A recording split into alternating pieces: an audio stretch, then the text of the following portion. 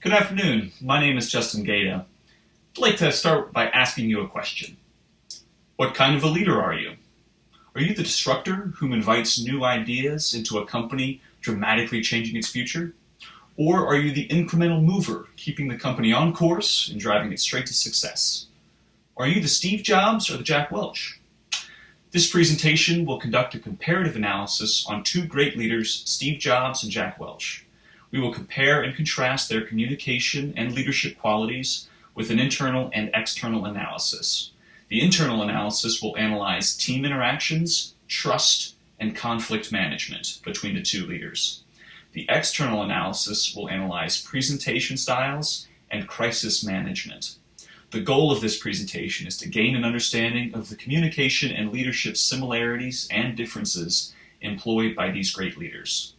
I'd first like to begin with a brief background on Jack Welch and Steve Jobs. Jack Welch is the chairman and CEO of GE from 1981 to 2001. He rose through the ranks of GE starting out as a chemical engineer and became the youngest chairman and CEO. He's known as a good listener and a person who incrementally moved the organization towards success.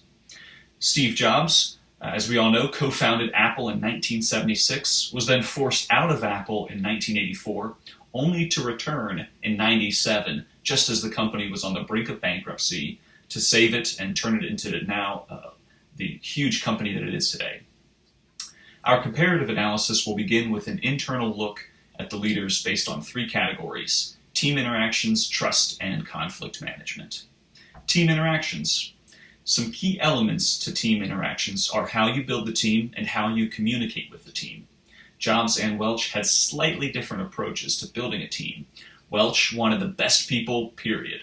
Quote, "The whole game of business revolves around one thing. You build the best team, you win."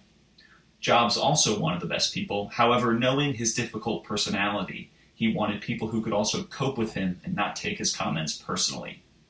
Both leaders understood the importance of communicating their vision to their teams. This quote from Jack Welch captures the value he places on vision. Welch says that good business leaders create a vision, articulate the vision, passionately own the vision, and relentlessly drive it to completion. Jobs also shared the same understanding of the importance to share his vision. Regarding communication mediums, there are various mediums available for communication, and both Jobs and Welch prefer in-person communication. Author Bill Eddy writes that Jobs, quote, "loved face-to-face, rough-and-tumble meetings with questions and challenges for all." Anecdotally, both leaders were expressive with their hands. This form of nonverbal communication is best conveyed in person, so it makes sense that both leaders would prefer face-to-face. Summarizing team interactions, both leaders showed similarities in how they selected teams. Both understood the importance of communicating their vision to teams, and both preferred face-to-face communication. The next internal analysis we will look at is trust. The book, 5 Dysfunctions of a Team, highlights the importance of trust in a team, as the absence of trust is the first dysfunction. The author writes, quote, "Trust lies at the heart of a functioning, cohesive team. Without it, teamwork is all but impossible." Both Welch and Jobs value trust and candor on their teams, though they promoted this value in polar opposite ways. Welch would reward the quality of candor in his managers and created programs and opportunities for employees across the organization to openly, candidly, voice opinions and concerns. Jobs employed a brash, no-filter type of candor. Jobs is quoted as saying, "My job is to say when something sucks rather than to sugarcoat it." While Jobs and Welch both appreciated candor, Welch employed a more inclusive approach to drawing candor by rewarding managers who displayed the quality. Jobs' extreme candor often isolated himself with his harsh, unfiltered approach. The final analysis will compare conflict management, communication, and leadership styles. Neither Welch nor Jobs is afraid of conflict. That bit is true. However, their management styles are very different. Roebuck states that the goal of the leader engaging in conflict management, quote, "should be to resolve the underlying problems while ensuring that the interpersonal relationship between you and the members of your team is not damaged." Jobs is known for not caring about what people think of him, unconcerned about making friends, only getting the job done. Bill Eddy offers this story about Jobs. Quote, "He would rage and tantrum at anyone, even strangers. He fired people at large meetings, replacing them on the spot." Welch's approach to conflict management offers more guidance and teaching. He uses the opportunity to build up his employees. Opposite from Jobs, Welch was careful about his anger. Goodman cites this example from Welch. Quote, "I knew when I was a jerk. I came in the next day and apologized in front of everyone." Very different from Steve Jobs. When problems arise, Welch says, "You will feel terrible, maybe even bitter and angry, but work like hell to let those feelings go."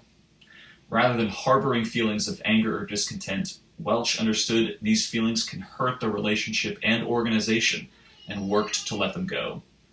Jobs unleashed his anger with seemingly little or no care for future implications. Let's now shift to an external analysis of the two leaders, starting with presentation styles and closing with crisis management. Roebuck offers many elements of miscommunication, two of which I'd like to analyze with our leaders. Word meaning confusion, or jargon, specialized language that only a select group of people may understand. And the second one is information overload and timing. We want to make sure that the audience has the capacity to consume the amount of information that we're giving them. Jobs is legendary for his powerful presentations, and even though Steve Jobs had a technical background, he did not use jargon that would be misinterpreted or misunderstood by audiences. Bako and Walker offer the following insight. Quote, "Jobs never let the fact that he was a techie, and generally speaking to a techie audience, turn his speeches stale with an overload of jargon." Bill Lane references a statement by Jack Welch on presentation information, amount, and timing. Quote, "The best presentations I've done in my life are ones about which people I respected came up and said, 'It was great, but it was too short. I wanted to hear more.' That's how you know you've reached good timing." Velasco writes that, quote, "The brain gets bored after 10 minutes, and Steve Jobs obeys the 10-minute rule." Fitting, I thought, that our presentations were only supposed to be 10 minutes before our brains get bored. Our last area of external analysis is crisis management. After Hurricane Katrina, Jack Welch wrote an op-ed piece on the 5 stages of crisis management. I'd like to analyze Steve Jobs' crisis management methods through the lens of Jack Welch's stages, denial, and the problem gets fixed. But first, the crisis. Apple releases the iPhone 4, and it has a major problem. If you hold the phone in your hand a certain way, the cellular reception plummets. This is obviously a major issue when you're dealing with a portable phone. The first response from a leader during a crisis is to acknowledge the crisis exists. Steve Jobs did not admit there was a problem with the phone. Toback quotes Steve Jobs responding to the crisis by saying, quote, "Just avoid holding it in that way," and "We're not perfect," dismissing the issue as a crisis. Jack Welch would have given Steve Jobs a failing grade on this one. After a crisis is resolved, Welch states, quote, "Despite prophecies of gloom and doom, life goes on, usually for the better," indicating that the business goes back to normal. Roebuck similarly states that, quote, "Your organization will want to return to business as usual, to the pre-crisis environment as soon as possible." What did Steve Jobs do? He would not let the issue go, but rather publicly called out competitors for their flaws in cell phone reception, inciting negative publicity. Again, Jack Welch would have failed Steve Jobs on this stage of crisis management. Overall, Jobs' poor communication and leadership skills resulted in poor crisis management.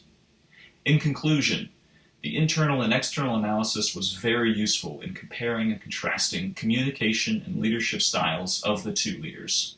So, now back to my original question. Which leader are you? Are you the Steve Jobs or the Jack Welch?